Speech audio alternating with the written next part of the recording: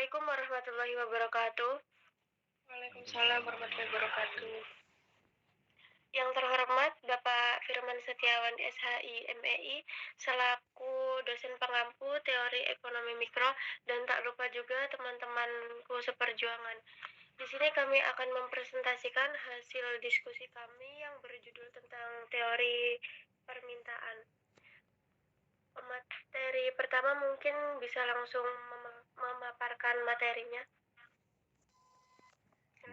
Baik, terima kasih kepada moderator.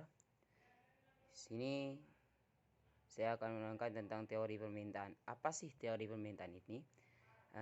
Permintaan adalah keinginan yang disertai dengan kesediaan serta kemampuan untuk membeli barang tersebut. Jadi di sini permintaan tersebut adalah suatu keinginan seseorang yang mana keinginan tersebut disertai dengan kesediaan dan kemampuan untuk membeli barang. Ya, kalau kita ingin kalau dimaksud dengan permintaan itu harus ada keinginan dan kemampuan dan kesediaan untuk membeli suatu barang. Jadi jika seseorang menginginkan suatu barang, maka keinginannya itu harus ditunjang oleh kesediaan barang tersebut dan kemampuannya untuk membeli barang tersebut. Jadi kalau keinginan seseorang ingin tercapai dan juga ditunjang, maka kesediaan barang tersebut harus bisa kemampuannya itu untuk membeli barang tersebut, mampu untuk membeli satu barang. Dan tanpa adanya kesediaan dan kemampuan, maka keinginan tidak terpenuhi. Jadi kalau di kesediaan dan kemampuan itu tidak ada, maka keinginan seseorang itu tidak terpenuhi. Slide selanjutnya. Hukum permintaan. Apa sih hukum permintaan? Hukum permintaan adalah pada hakikatnya merupakan suatu hipotesis yang menyatakan makin rendah harga, maka harga barang, maka makin banyak permintaan terhadap barang tersebut. Jadi semakin rendah, semakin murah barang tersebut, maka permintaan dari seseorang itu makin banyak. Sebaliknya, makin tinggi harga satu barang, maka sedikit permintaan barang tersebut.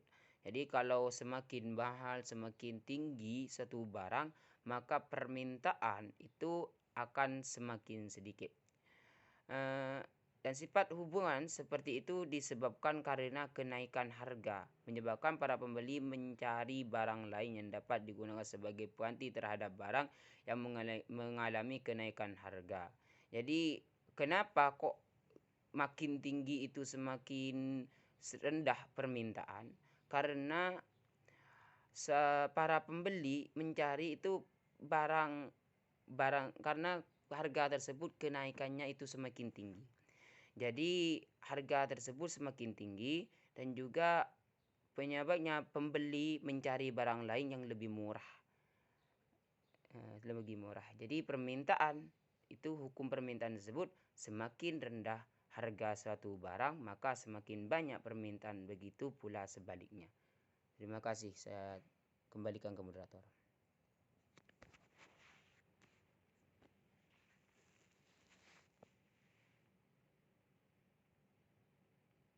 Baik, terima kasih untuk pemateri pertama. Selanjutnya, materi yang kedua akan disampaikan oleh pemateri kedua. Terima kasih, silakan. Baik, di sini materi kedua tentang permintaan individu dan pasar. Pengertian permintaan individu adalah permintaan yang dilakukan oleh seseorang untuk memenuhi kebutuhan hidupnya.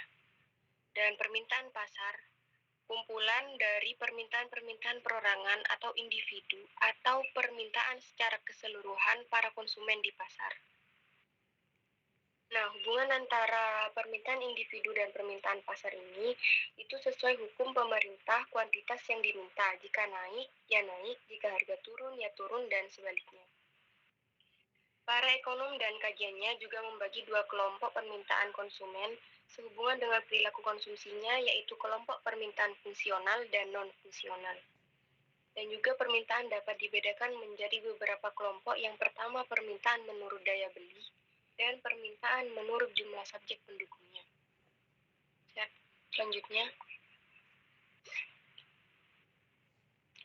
adapun faktor-faktor yang mempengaruhi banyak sedikitnya barang yang diminta oleh konsumen antara lain disebabkan oleh A. Intensitas kebutuhan, B. Selera konsumen, C. Pendapatan konsumen, D. Harga barang substitusi dan barang komplementer, E. Jumlah penduduk, F. Ekspektasi konsumen tentang harga, G. Periklanan. Selanjutnya,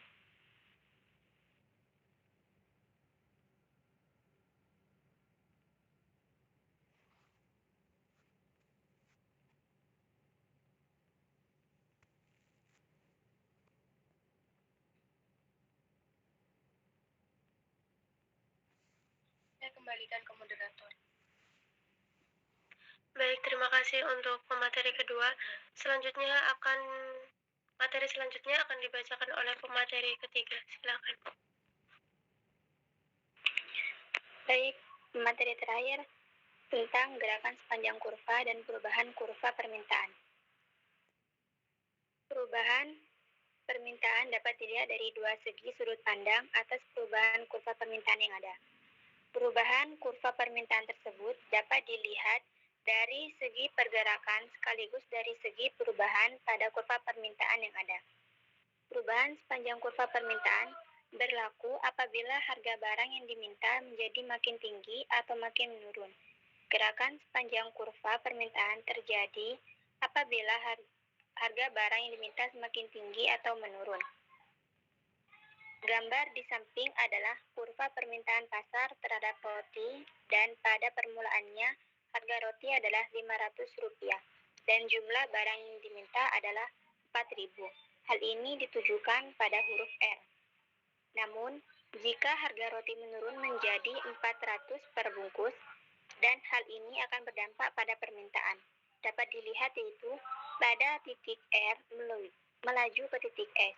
Kesimpulannya, penurunan harga dari 500 ke 400 telah menambah jumlah barang yang diminta dari 4.000 bungkus roti, dan begitu pula sebaliknya. Kenaikan harga akan mengakibatkan penurunan pada permintaan. Seandainya harga roti yang mulanya 500 menjadi 600, ini berarti kurva DD berubah dari R menjadi Q. Faktor yang dapat mengaruhi pergerakan kurva permintaan ada 3. 1. Rata-rata pendapatan konsumen. 2. Ukuran pasar. 3. Harga dan ketersediaan produk-produk yang berkaitan. Selanjutnya, pangsa pasar. Pengertian pangsa pasar menurut ketentuan Pasal 1 Ayat 13 Undang-Undang Nomor 5 Tahun 1999 adalah persentase nilai jual atau beli barang atau jasa tertentu yang dikuasai oleh pelaku usaha pada pasar bersangkutan dalam tahun kalender tertentu. Pangsa pasar adalah sebuah strategi pemasaran yang mencakup sasaran pasar yang luas menjadi kumpulan dari beberapa bagian kecil, di antaranya konsumen. Menurut William J.S., pangsa pasar adalah bagian pasar yang dikuasai oleh suatu perusahaan, atau persentase penjualan suatu perusahaan terhadap total penjualan suatu perusahaan para pesaing terbesarnya pada waktu dan tempat tertentu.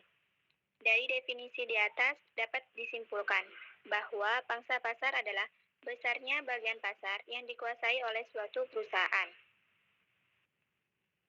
Faktor dalam masalah perusahaan yang tidak mampu mencapai pangsa pasar ada 4. 1. Besarnya pangsa pasar yang terlalu tinggi. 2. Pesaing baru semakin banyak di industri yang sama. 3. Terjadi penurunan daya saing perusahaan. 4. Promosi yang tidak mencapai target atau sasaran. Sekian dari saya, selebihnya saya kembalikan kepada moderator. Baik, terima kasih untuk pemateri ketiga yang telah memaparkan materinya.